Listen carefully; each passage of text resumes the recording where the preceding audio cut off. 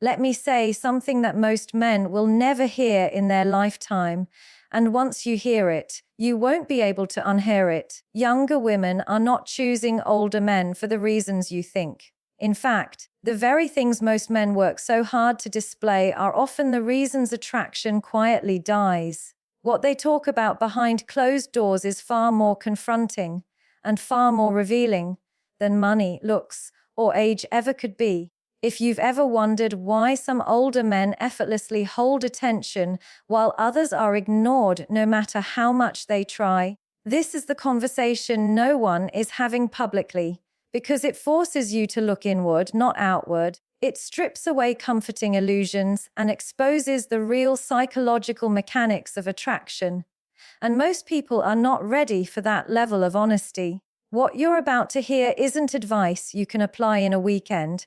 It's not a trick, a tactic, or a set of lines. It's an uncomfortable truth about presence, emotional control, and the silent signals you send without speaking.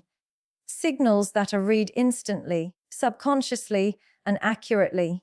By the end of this, you'll understand why trying harder often makes you less attractive, why silence can be more powerful than confidence, why self-control matters more than charisma, and why the men who are remembered are rarely the ones who chased attention, but the ones who made others feel different simply by being there.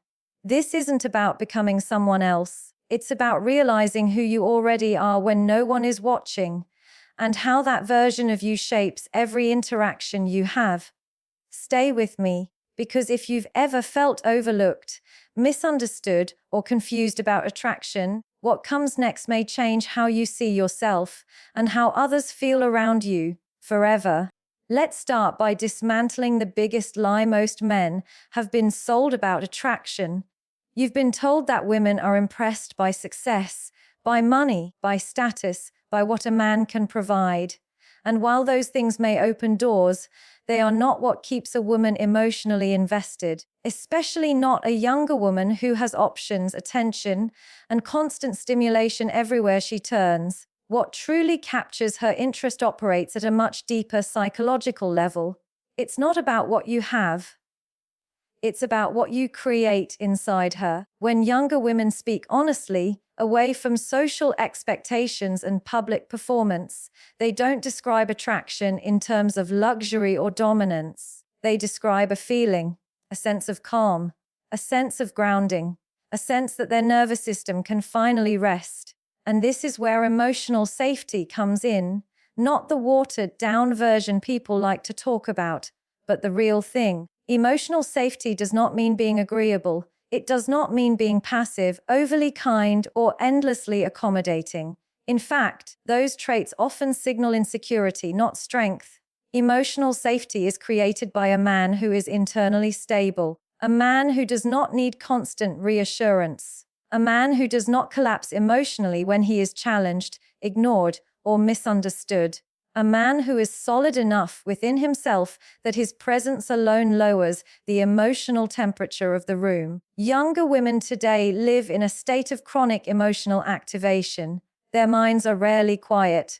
They are bombarded with opinions, messages, expectations, and men who want something from them. Attention has become cheap, but peace has become rare. So when they encounter an older man who is not frantic, not performative, not desperate to be liked, something shifts inside them.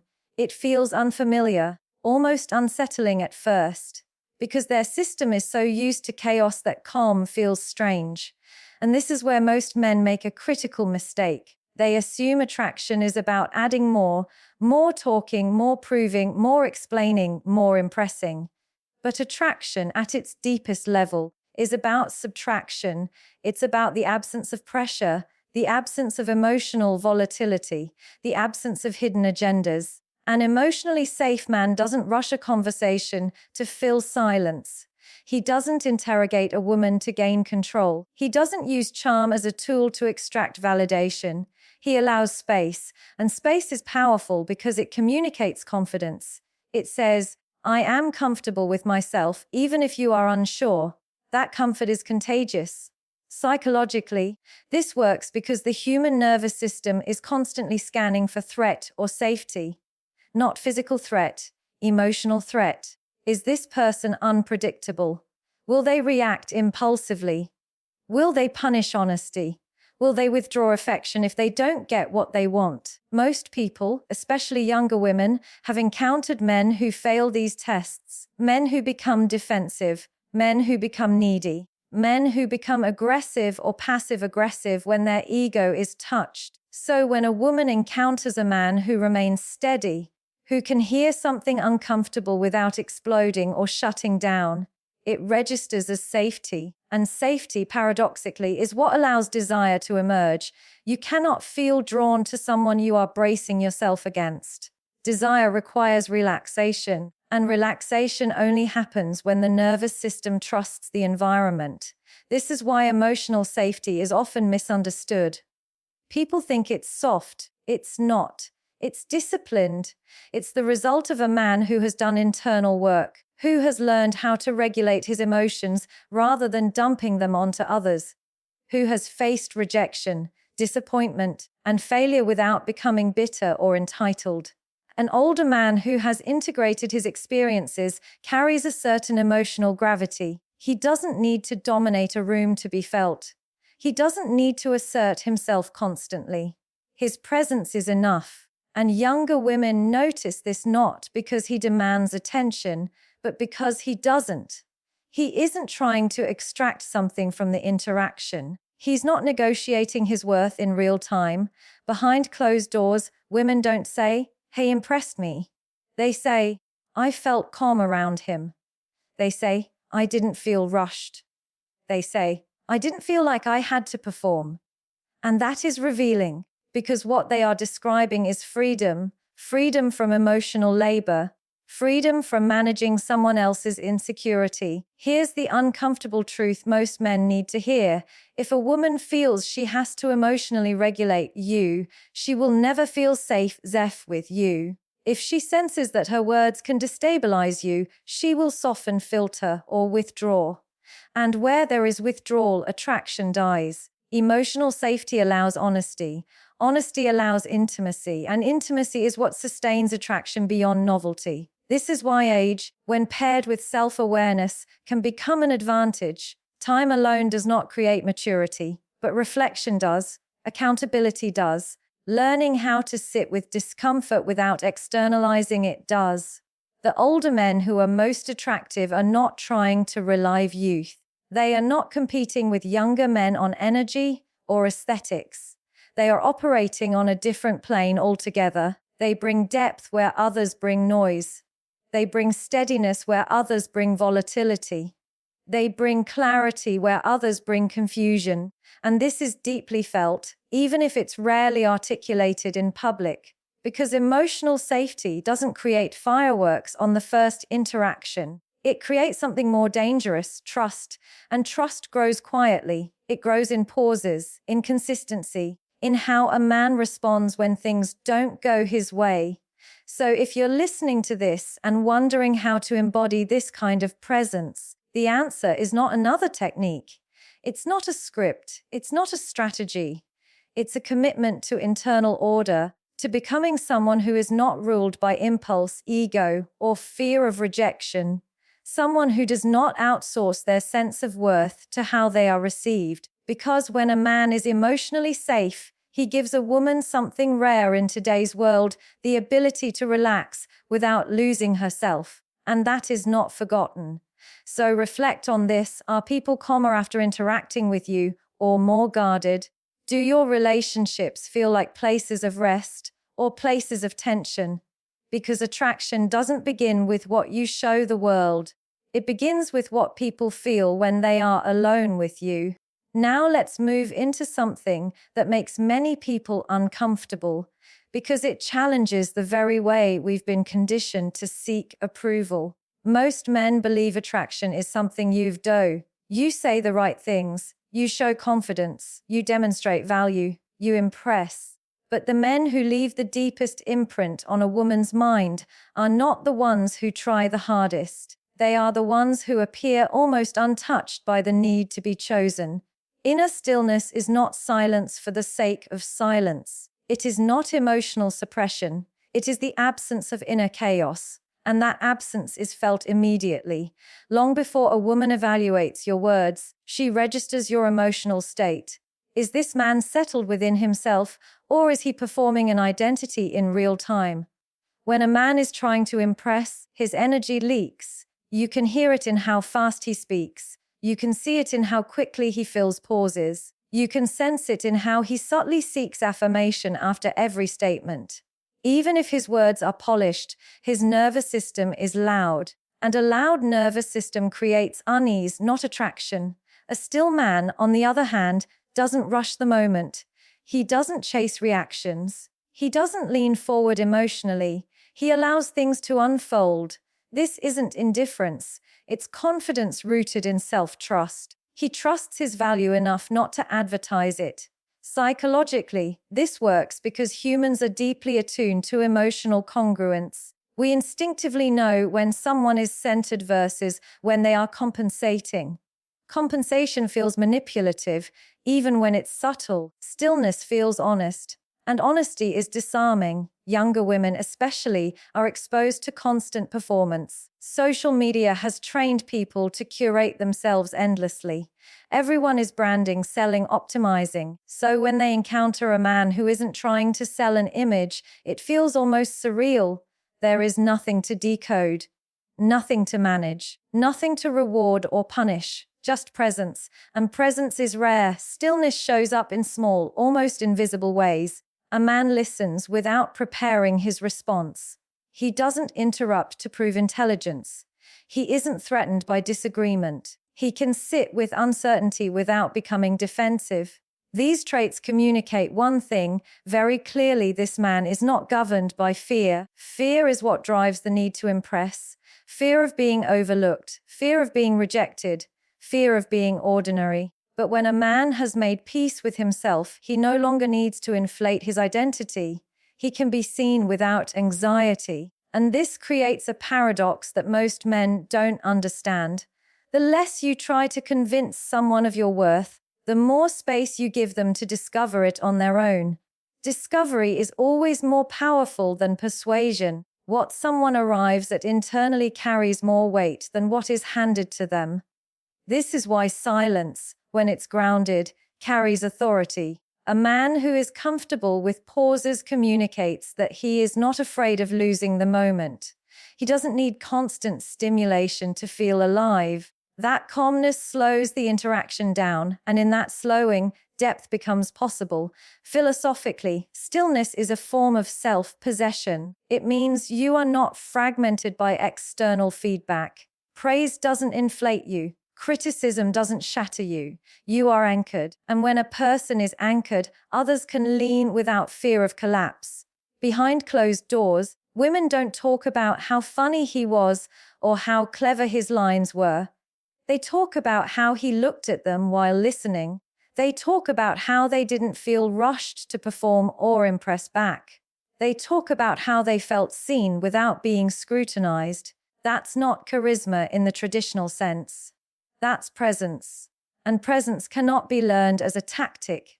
It is cultivated through solitude, reflection, and emotional discipline, through learning how to be with yourself without distraction, through developing a life that does not revolve around external validation. This is why inner stillness often comes with age.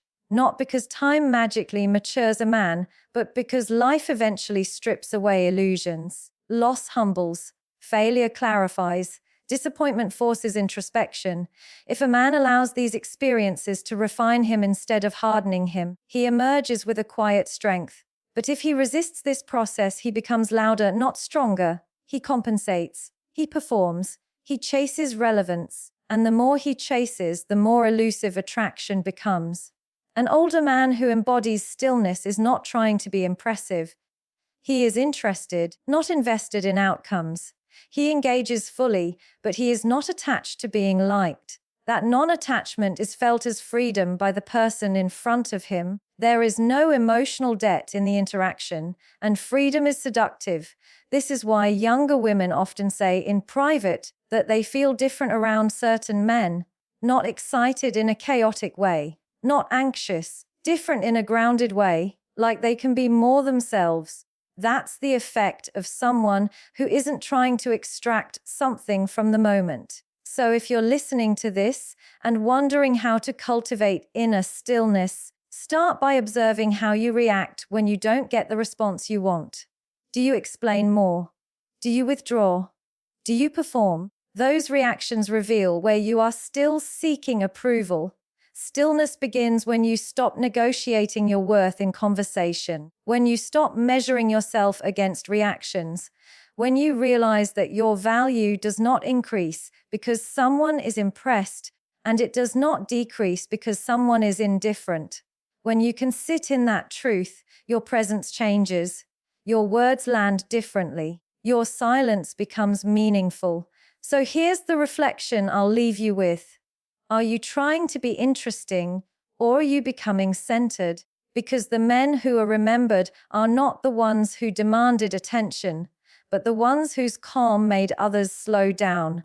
Now we arrive at the point where attraction stops being mysterious and starts being honest, because once emotional safety is present and inner stillness is felt, the next thing that determines whether attraction deepens or disappears is this: sex self-mastery, not control over others. Control over the self. Most people underestimate how sensitive human beings are to emotional regulation. Long before someone evaluates your values or your intentions, they sense how you handle pressure, how you respond when plans change, how you behave when you're misunderstood, how you act when you don't get what you want. These moments reveal far more than confidence ever could. Self-mastery is not perfection. It's not never feeling anger, jealousy, or fear. It's knowing how to carry those emotions without letting them leak onto everyone around you. A man who lacks self-mastery is emotionally expensive. He requires management, he needs reassurance, he needs constant calibration, and no matter how charming or successful he is, that emotional cost eventually kills attraction. Younger women especially are acutely aware of this. Even if they can't articulate it clearly, they feel it. They've been around men who are reactive, men who spiral when challenged, men who turn cold when they feel insecure, men who become passive-aggressive instead of honest. So when they encounter a man who stays composed under emotional stress, it registers as strength at a very deep level, because composure signals safety. A self-mastered man doesn't outsource his emotional regulation. He doesn't expect a woman to soothe him, fix him, or constantly reassure his ego. He takes responsibility for his internal state, and that responsibility creates trust. Think about how rare that actually is. Many adults are still governed by unexamined impulses. They react before they reflect. They speak before they understand. They defend before they listen. So when someone does the opposite, when they pause, breathe, and respond thoughtfully, it stands out immediately. This is where age can either become a liability or a profound advantage. If a man has lived long enough to experience disappointment, betrayal, failure, and loss, and he has processed those experiences instead of denying them, he develops emotional depth. He learns that not every feeling requires action. Not every thought deserves expression. Not every challenge is a threat. That discernment is attractive because it makes interactions feel steady instead of volatile. Behind closed doors, women don't say, "He never gets emotional." That's not attractive. Emotional numbness feels cold. What they say is, "He doesn't overreact. He doesn't make things worse. He stays calm even when things are uncomfortable." And that distinction matters. Self-mastery allows for emotional range without emotional chaos. A man can be passionate without being explosive, assertive without being aggressive, vulnerable without being needy. That balance creates trust because it shows that he knows where his emotions end and where another person's begin. Psychologically, this is crucial. When someone feels that their honesty will be met with regulation instead of retaliation, they open up. When they trust that conflict won't turn into punishment, they relax. and relaxation is where intimacy grows. This is also why self-mastery is deeply connected to boundaries. A regulated man doesn't say yes when he means no. He doesn't tolerate disrespect to avoid conflict. He doesn't abandon himself to keep someone interested. He knows where he stands, and that clarity makes him predictable in the best possible way. Predictability, when paired with depth, is incredibly attractive. It means you are not walking on emotional landmines. It means you can be real without fear of an exaggerated reaction. And that sense of stability is something younger women often crave but rarely find. Many men think attraction is about intensity. It's not. Intensity without regulation feels unsafe. It feels unstable. It feels like something that burns bright and then burns out. Self-mastery creates consistency, and consistency is what allows attraction to evolve into respect. There's also a philosophical element here that's important to understand. A man who has mastered himself is not constantly seeking to be right. He's seeking to be aligned. He doesn't argue to win. He communicates to understand. He doesn't need dominance to feel secure because his identity is internally sourced. That internal sourcing is everything. When a man knows who he is, he doesn't need to control outcomes to protect his ego. He can allow others to be themselves without feeling threatened, and that freedom is deeply felt by the people around him.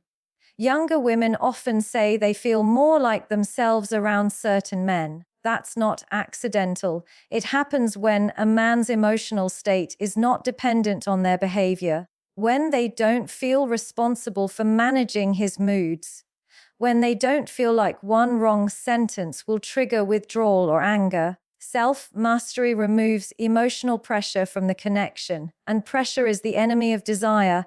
This is why self-mastery cannot be faked. You can pretend to be calm until something doesn't go your way. You can perform confidence until your ego is challenged. But eventually, life applies pressure, and pressure reveals character. A man who has done the inner work doesn't crumble under that pressure. He adapts. He reflects. He responds. And that ability to stay grounded during discomfort is what separates men who are briefly attractive from men who are deeply respected. So if you're listening to this and wondering where to begin, don't start with how you come across. Start with how you respond when things feel uncomfortable. Notice your impulses. Notice where you react instead of reflect. Notice where your emotions run ahead of your values.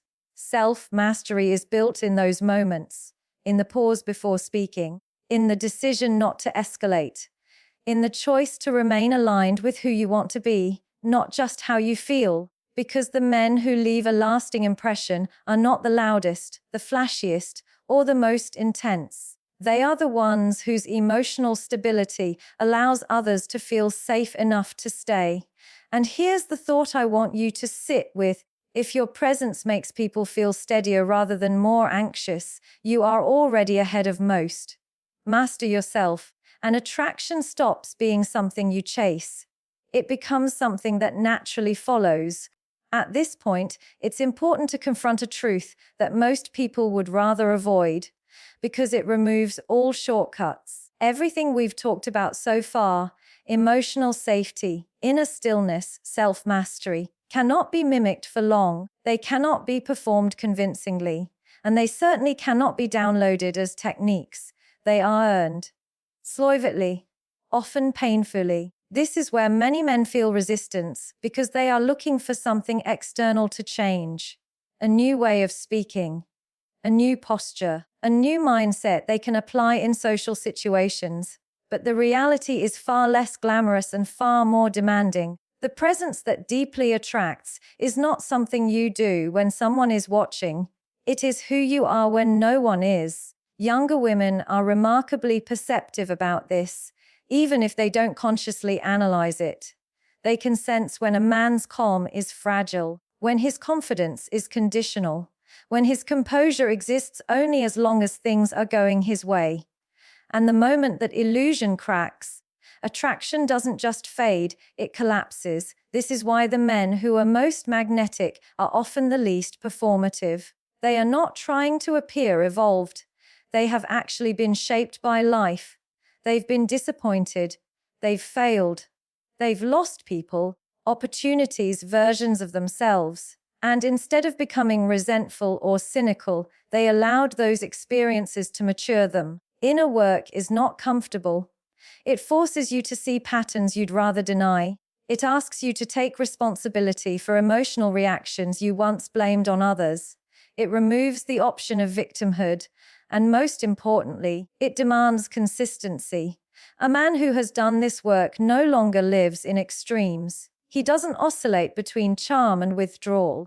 He doesn't idealize and then devalue. He doesn't attach his self-worth to outcomes.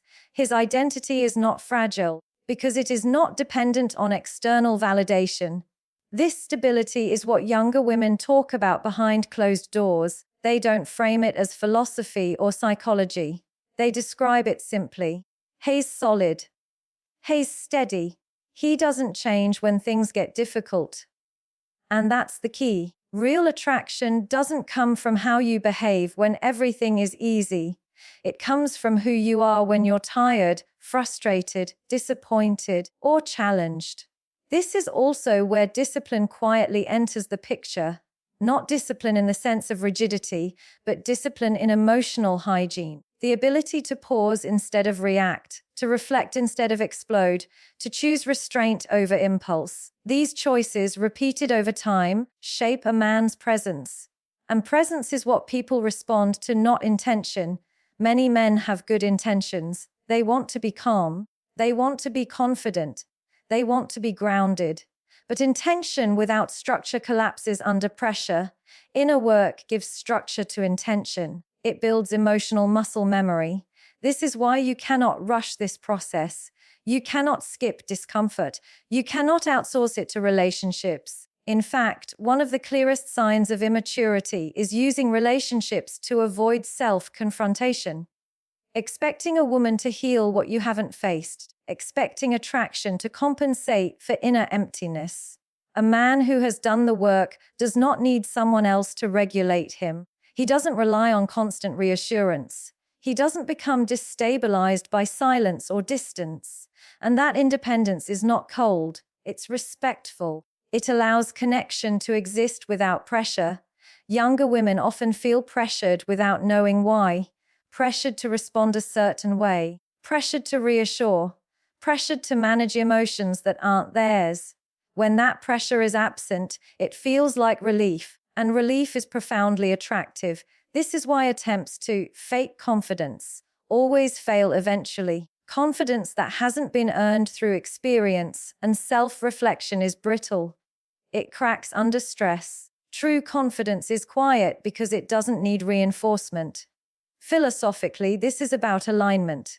When a man's values, actions, and emotional responses are aligned, there is coherence, no internal contradiction, no hidden agendas, no performative identity. That coherence is felt as integrity. Integrity is attractive because it creates predictability without boredom. You know where you stand with someone who has it. There's no emotional whiplash, no guessing games, no confusion, and confusion is the enemy of trust. This is why older men who are still chasing validation often feel younger, but are less attractive. And older men who have stopped chasing anything at all often feel timeless. They're not trying to win the moment. They're grounded in themselves. The uncomfortable truth is this: if you are constantly trying to be attractive, you probably aren't. Because attraction emerges when attention turns inward first. When a man is committed to becoming someone he respects, not someone others approve of, that commitment shows in how he speaks, how he listens, how he holds eye contact, how he handles disagreement. Not because he practiced those behaviors, but because they are natural expressions of inner order. So if you're listening to this and wondering where to begin, don't start with women. Don't start with attraction. Start with honesty. Ask yourself where you are still reactive, where you still seek validation, where your emotional state depends on external responses. That awareness is the first step. From there comes responsibility, and from responsibility comes change. Because the men who are unforgettable are not the ones who learned how to impress. They are the ones who learned how to stand firmly within themselves, regardless of who is watching. And here is the final reflection I want to leave you with. Attraction doesn't grow from who you try to become for others. It grows from who you are willing to become for yourself.